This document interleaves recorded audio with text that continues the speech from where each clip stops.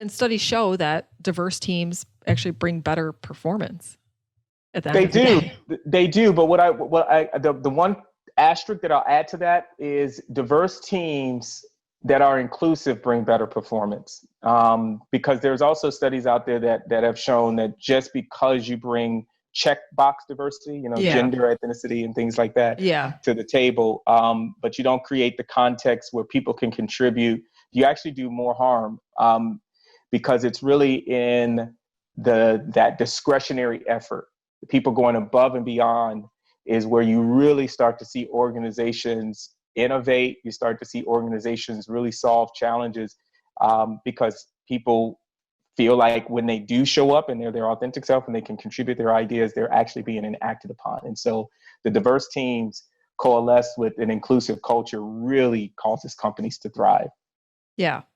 Yeah. And I think it's important to say that diversity should not be a checkbox exercise. Yeah, yeah. Yeah. And like you said, that does more harm than good. But what are some things that you've seen that work well? Because as you've said, you've kind of done some trial and error, and some things work and some things don't, and you got to be agile. But what does work?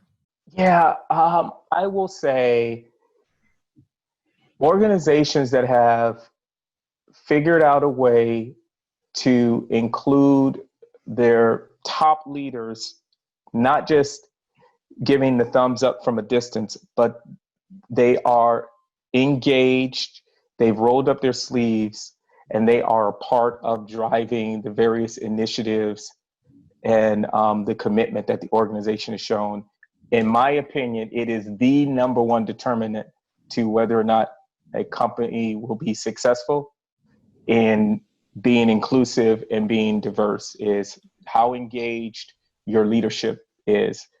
Number two, I think organizations that implement training initiatives that focus on real behavior change. For example, we've rolled out, like a lot of companies, we talk a lot about unconscious bias, but we've been real intentional to not just talk about it in theory.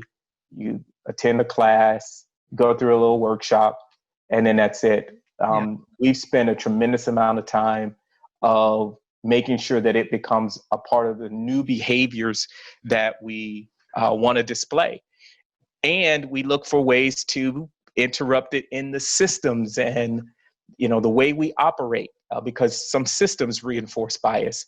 And so for us, it's been a real conversation, but it's been based in how do we drive new behaviors.